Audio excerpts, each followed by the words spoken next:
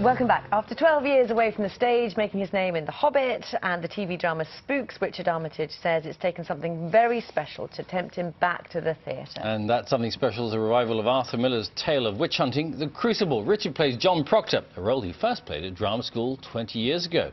Here he is. A fire!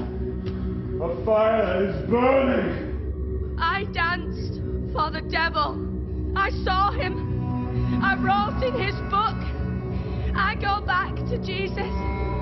I kiss his hand. I saw Sarah Good with the devil. I saw Goody Osborne with the devil. What keeps you so late? It's almost dark. What are you? I have seen your power. You will not deny it. What say you, mister? I say, God is dead! Here! God damns our kind especially! We will burn together! Very dramatic. Well, I went to see it the other night, and I was just saying, Richard, I think, as did most of the audience, wrung out emotionally by the end of the first, because it is an incredibly tense production. Yeah, I mean, it's a four-act opera, really. I mean that in a sort of metaphorical sense. It's the first act is an overture, and then there are three acts, climaxing in Act 4 when Proctor is in his own crucible and evolves into Miller's vision of every man, I think.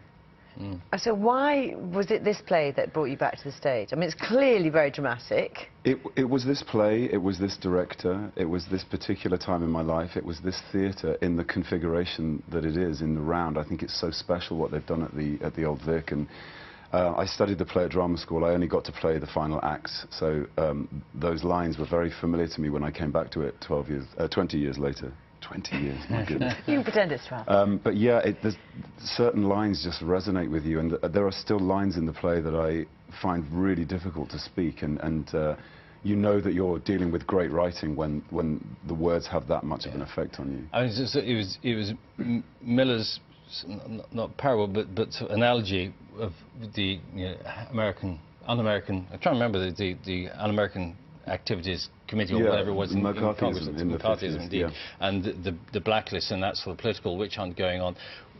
Does it have a relevance for us today?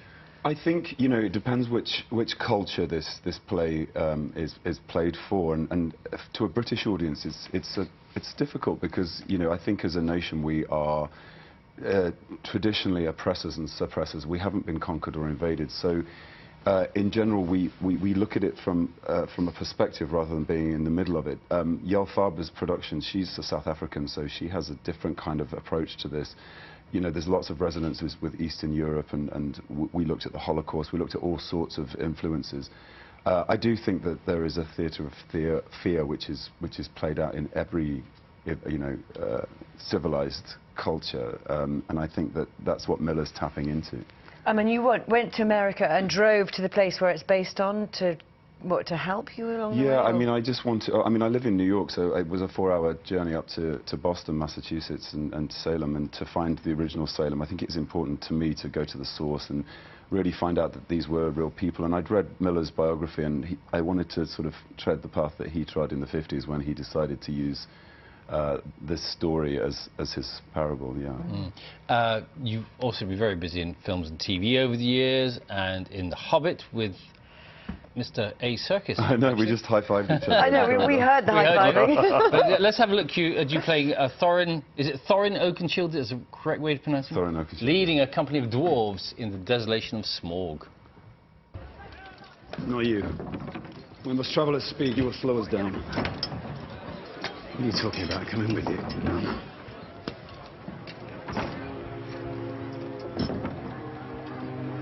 I'm going to be there when that door is opened.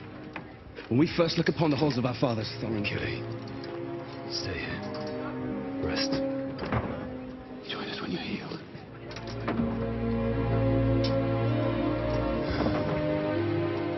I'll stay with the lad. My duty lies with the wounded. Uncle. Desolation of Smorg there, and a 6'2" dwarf. A bit of sort of contradicting terms, really, isn't it? I know. I said, well, the first time I met Peter Jackson, I did question him as to why he'd cast me, but yeah, I think he wanted guys that could fight and look like warriors and not really look like little people. I don't know.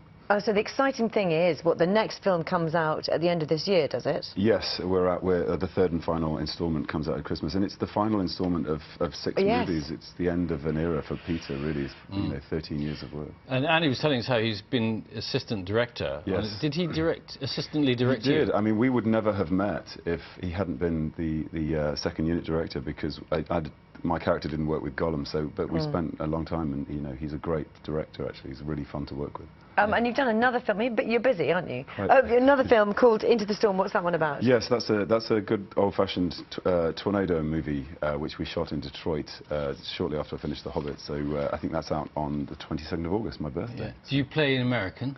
I do, yes. I play a school teacher from Oklahoma whose children get kind of caught up in the storm. If I was an American actor, I might be slightly upset at the sight of all these British actors going over and nicking their part. Do you? Yeah. You feel guilty kind of taking the role away from why? I mean, obviously, clearly, hugely talented, etc., so an automatic choice for any role that you went up for. But is there something about British actors at the moment that makes them the choice of American producers and directors? Oh, gosh, that's a good question. Do you know what? I think there probably always has been, but I do feel like the industry here isn't really driven by finance so much.